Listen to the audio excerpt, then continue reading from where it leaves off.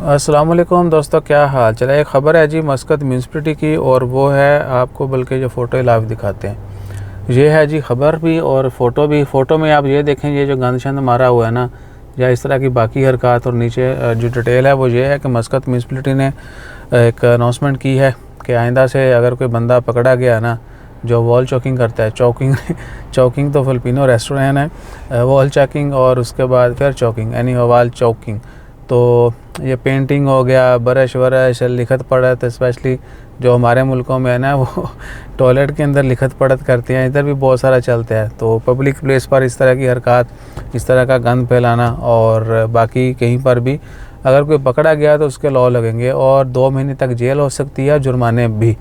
ठीक है ना। तो ओमान गवर्नमेंट जहाँ पर लोगों को अच्छी अच्छी सहूलियत दे रही है, बड़े अच्छे कवानीन है, वहीं पर इस तरह की सख्तियाँ भी की जाती हैं ताकि लोग जो है सिस्टम को मेंटेन रखें और लोगों को ज़्यादा से ज़्यादा अट्रैक्शन जो है ना वो होती है।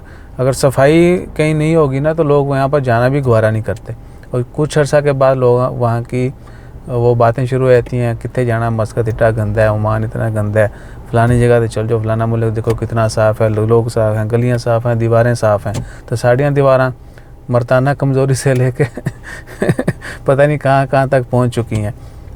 बहरहाल ये बहुत ज़रूरी चीज़ है, और सफाई तो वैसे भी निस्फ़ ईमान है, लेकिन अक्सर लोग इस चीज़ के ऊपर भी यकीन नहीं रखते। सफाई रखा करें अपनी भी, और दूसरा की सफाई रखनी चाहिए।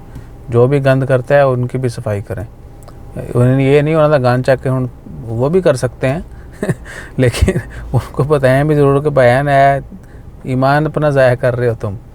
कोई ऐसी कोई लॉजिकल वर्ड्स आप यूज़ करें कि अगले को शर्म आवे।